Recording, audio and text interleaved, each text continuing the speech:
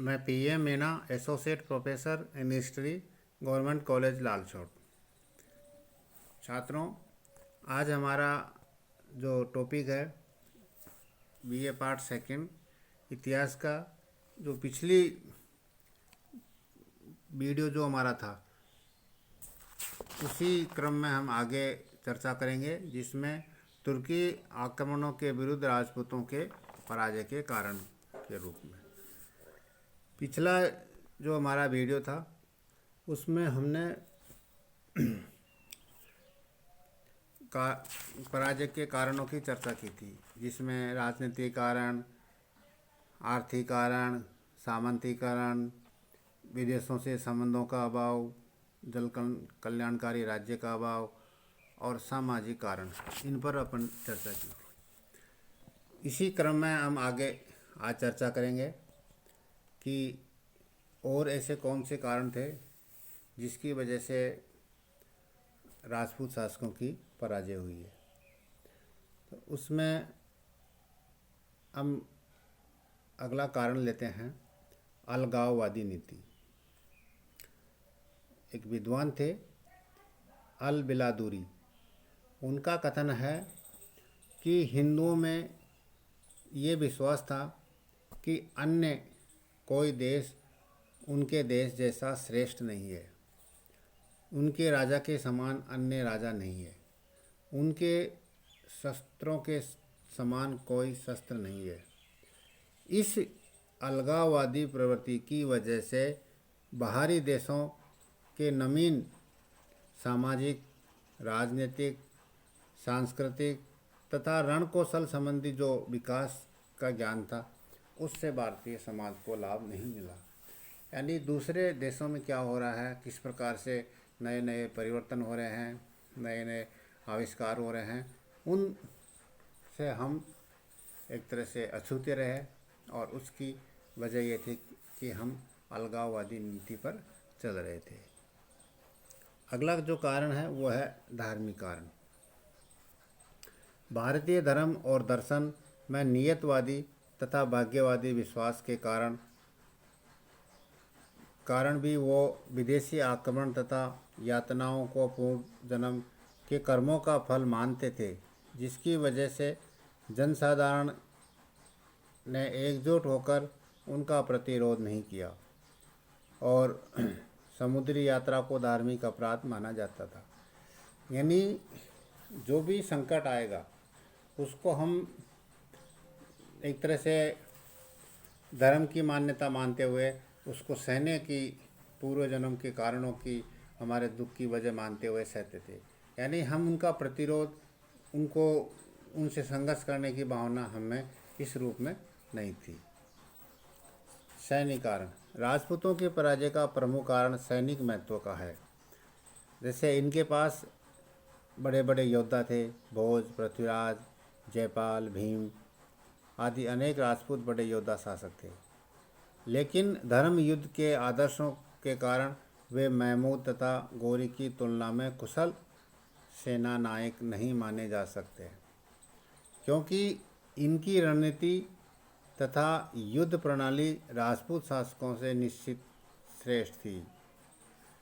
तुर्की सेना के मुख्य आधार गतिशील अश्वारोही सैनिक था तथा अस्त्र के रूप में तीरंदाजी। भारतीय घोड़ों की अपेक्षा तुर्की सेना के घोड़े अधिक श्रेष्ठ थे, अच्छी नस्ल के थे, जबकि राजपूतों की सेना हाथी की सेना पर ज़्यादा भरोसा थी। यानी उनकी सेना का आधार वो था अश्व सेना। लेकिन चूँकि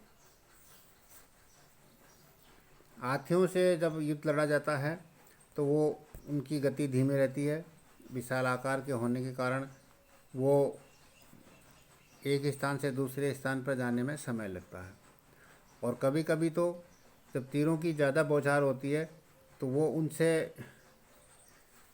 घायल होकर के और पीछे अपनी ही सेना को रोनते हुए निकल जाते हैं। जबकि तुर्क लोग युद्ध के अंतिम चरण आमने सामने की मुठभेड़ के समय शत्रु दल को विनष्ट करने के लिए हाथियों का उपयोग करते थे, जबकि हमारी सेना में प्रारंभ में ही अग्रभाग में ही हाथियों को रखा जाता था।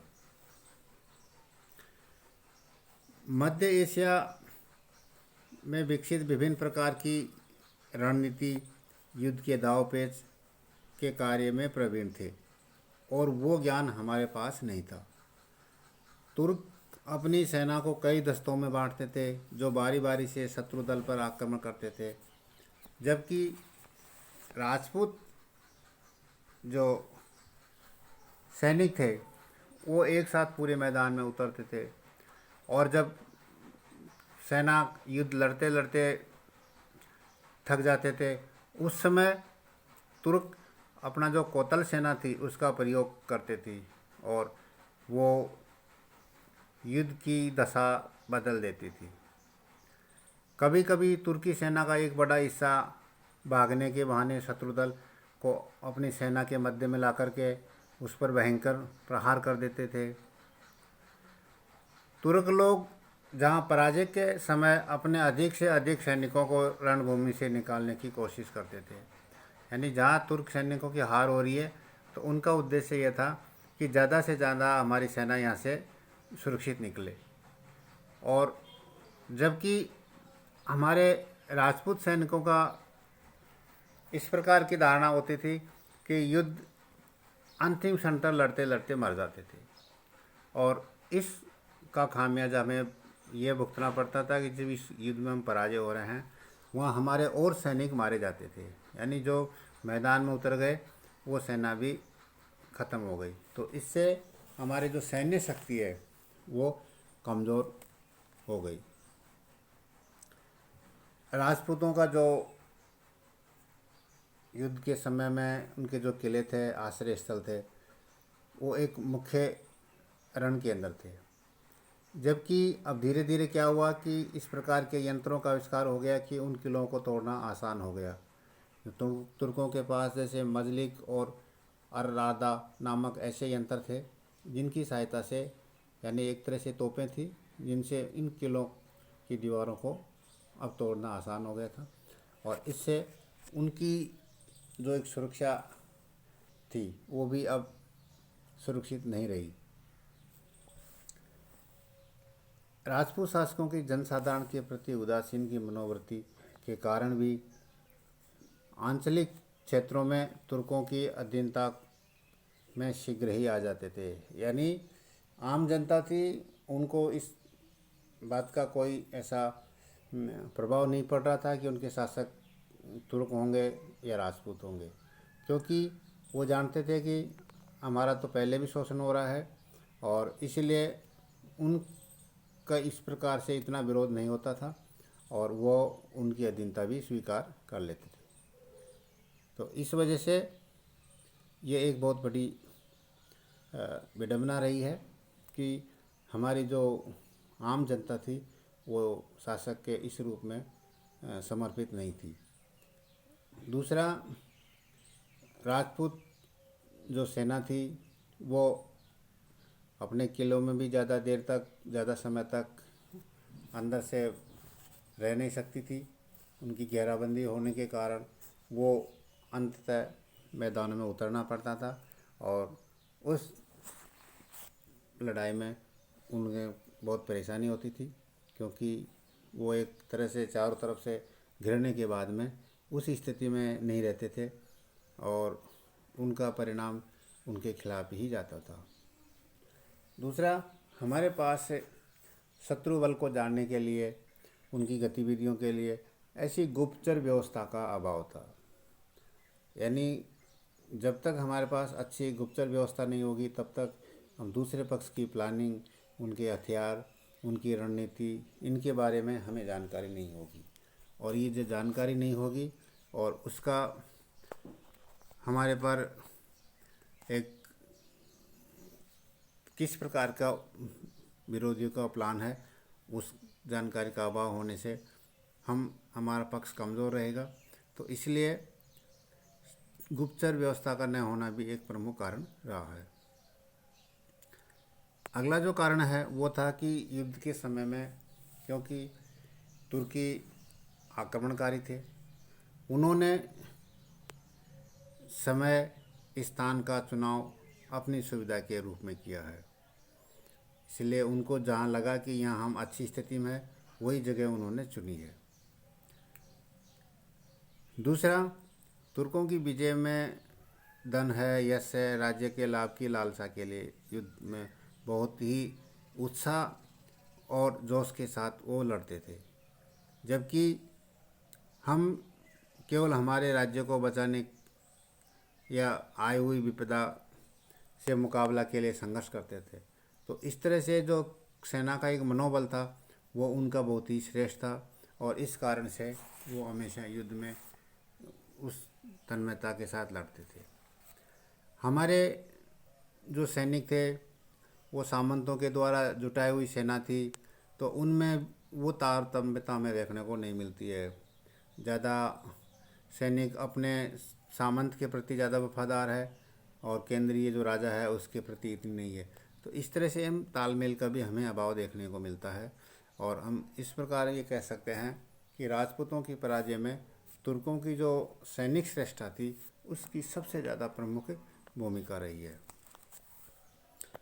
इसके अलावा हम देखते हैं कि हिंदू राज्य हैं वो अनेक स्वतंत्र राज्यों में विभक्त थे। उनमें किसी का भी उत्तर पश्चिमी सीमा की रक्षा का प्रबंध करने की कोई जिम्मेदारी नहीं थी, यानी जो बाह्य आक्रमण होगा वो कौन रोकेगा। तो इस तरह ये एक ऐसा कार्य था कि जिसमें एक सामूहिक जिम्मेदारी के साथ सबको मिल करके और उस सीमा की रक्षा करनी चाहिए थी, और वो हमें देखने को नहीं मिलता है। जिस पर संकट आ रहा है उस संकट को वही राज्य उससे निपट रहा है। तो ये एक ऐसी स्थिति थी कि हम अपनी सीमाओं की सुरक्षा नहीं कर पाए। तो इस वजह से हम इन बाह्य आक्रमणों कार्यों को रोक नहीं सके, और वो हमारे सीमा को पार करते हुए अंदर आ गए। और उनकी, चूँकि मध्य एशिया से आए हुए थे, वो लड़ने में बहुत माहिर थे, उनके पास श्रेष्ठ रणनीति की जानकारी थी, उनके पास 80 नस्ल के घोड़े थे, और इस तरह से ये भारत में आए और भारतीय जो तत्कालीन शासक थे उनको परास्त कर दिया। तो इस तरह से हम ये कह सकते हैं कि भारत में जो तुर्की आक्रमण कार्य आए वो सफल रहे हैं, और यहाँ के जो शासक थे राजपूत वो पराजित हो गए।